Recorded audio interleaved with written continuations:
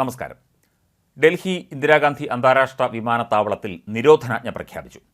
വിമാനത്താവളത്തിലെ റൺവേ ഏരിയയ്ക്ക് സമീപം drone, laser പ്രവർത്തനങ്ങൾ തുടങ്ങിയവ നിരോധിച്ചിട്ടുണ്ട്.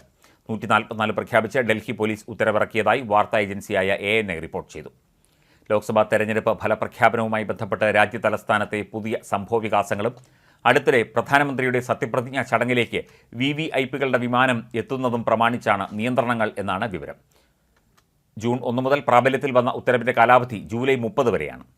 ഡ്രോണുകളും ലേസറുകളും പൈലറ്റിൻ്റെ ശ്രദ്ധ തിരിക്കുകയും സുരക്ഷാ ഭീഷണി ഉണ്ടാക്കുകയും ചെയ്യാറുണ്ടെന്ന് എയർ ട്രാഫിക് കൺട്രോളറുടെ ശ്രദ്ധയിൽപ്പെട്ടതോടെയാണ് നടപടി എന്നാണ് ഉത്തരവിൽ പറയുന്നത്. വിമാനത്താവളത്തിന് സമീപം നിരവധി റെസ്റ്റോറൻറ്റുകൾ, റിസോർട്ടുകൾ, ഫാം ഹൗസുകൾ, ഹോട്ടലുകൾ എന്നിവയുണ്ട്. ഇവിടെ വിവാഹം ഉൾപ്പെടെ വിവിധ പരിപാടികളിൽ ലേസർ ലൈറ്റുകൾ ഉപയോഗിക്കുന്നുണ്ട്. ഇത് പൈലറ്റുമാരുടെ ശ്രദ്ധ തിരിക്കാൻ ഇടയാക്കുന്നു എന്നും ഉത്തരവിൽ പറയുന്നു. വിമാനത്താവള പരിസരത്ത് ഡ്രോണുകൾക്കും സമാനമായ നിയന്ത്രണമുണ്ട്. ഇന്ത്യയെ ലക്ഷ്യം വെച്ച് ഭീകരവാദികൾ ആളില്ലാ വിമാനങ്ങൾ ഉപയോഗിച്ച് ആക്രമണം നടത്തിയേക്കാം എന്ന ഇൻ്റലിജൻസ് റിപ്പോർട്ടുകളെ തുടർന്നാണ് നടപടി. പാരാഗ്ലൈഡറുകൾ ഉൾപ്പെടെയുള്ളവ ഉപയോഗിക്കുന്നതിന് പൊതുജനങ്ങൾക്ക് വിലക്കുണ്ട്. വോട്ടെണ്ണൽ ദിനത്തോടനുബന്ധിച്ച് കർശന സുരക്ഷയാണ് മേഖലയിൽ ഒരുക്കിയിരിക്കുന്നത് എന്ന് ഡൽഹി പോലീസ് അറിയിച്ചു.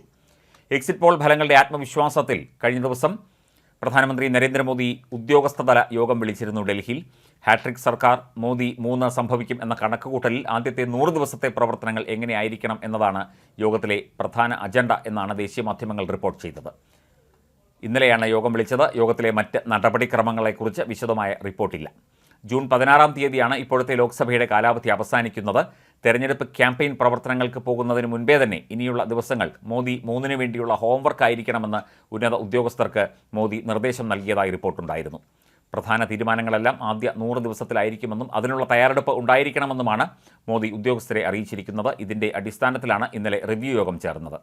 മോദിയുടെ നിർദ്ദേശപ്രകാരം അടുത്ത സർക്കാരിലേക്കുള്ള നിർണായക തീരുമാനങ്ങൾ സംബന്ധിച്ചുള്ള അജണ്ട ഉദ്യോഗസ്ഥർ തയ്യാറാക്കിയിട്ടുണ്ടെന്നാണ് പുറത്തുവരുന്ന വിവരം. ഇത് സംബന്ധിച്ചും യോഗത്തിൽ ചർച്ചയുണ്ടാവും. പുതിയ മോദി സർക്കാരിൻ്റെ ഭാഗമായി നിർണായക ഉദ്യോഗസ്ഥരുടെ നിയമനങ്ങളെ സംബന്ധിച്ചും യോഗത്തിൽ ധാരണയുണ്ടാവും. 18ാം ലോക്സഭാ തെരഞ്ഞെടുപ്പിൻ്റെ യഥാർത്ഥ ഫലം നാളെയാണ് വരുന്നതെങ്കിലും അതിനായി കാത്തു നിൽക്കേണ്ട എന്നാണ് BJP കേന്ദ്ര നേതൃത്വത്തിൻ്റെയും നിർദ്ദേശം.